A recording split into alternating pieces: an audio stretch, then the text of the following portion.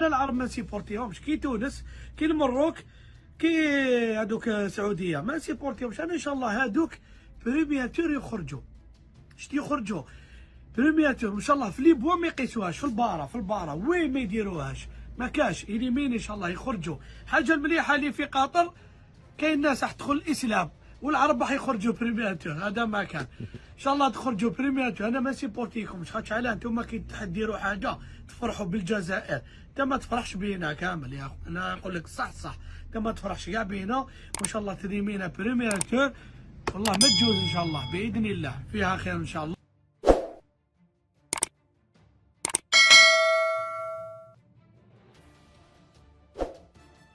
السلام عليكم ورحمة الله تعالى وبركاته.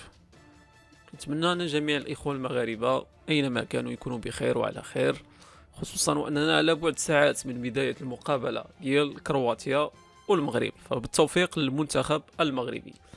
كيف ما كتشوفوا هاد الكرغولي هاد ابن سنبل آغا، احنا هنا دائما باش نفضحوهم، دائما باش نحطوا داكشي ما يكنونه لنا من حقد. الحقد ديالهم ما تجاوز المغرب بل وصل حتى للعرب. فالراحل حسن الثاني رحمه الله يعني الكلمات ديالو كانت حقيقية ديال ليعلم الناس مع من حشرنا الله في الجوار. يعني شوفوا هاد الناس هادو اللي خلاتهم لينا فرنسا فقط باش يفرقوا العرب، ما عندهم لا من لا دين. كنهضر على الكرغوليين والتبونيين ماشي الجزائريين عاوتاني، يعني حنا ما كنجمعوش ثاني كلشي، لكن هاد النوع راه طاغي وكاين بزاف في الزريبه. السيد مسكين بلا حياه بلا حشمه كيتمنى الخساره لجميع المنتخبات فقط حيت بلادو ما تاهلاتش، فقط لانه فاشل وبلادو فاشله والمنتخب ديال بلادو فاشل ما تاهلش. وهذا الشيء وارد وهذا الشيء عادي، لكن الحقد ديالو شوف فين وصل. هاد الكمامر اللي كيشبهوا كاملين المشاكره، فالقوت اليومي ديالهم والماديات ديالهم كلها مجموعه يعني عن طريق معاداه المغرب وعن طريق هاد الفيديوهات اللي كيديروا من المغرب. فارى ما على بابكم، احنا مازال غادي نزيدوا القدام ومازال غنفرقعوا على بابكم الريه.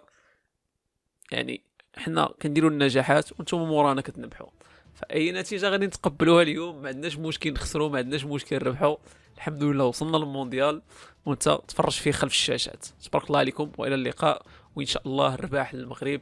ما تنساوش تساندوا الفيديو بالاعجابات، وكاملين في التعاليق كنتمنى تقولوا بالتوفيق للمنتخب المغربي اليوم باش نحنتوا بصباع الكرغولي اللي ما عند باباه لا شغل لا مشغاله. يلا تبارك الله عليكم والى اللقاء.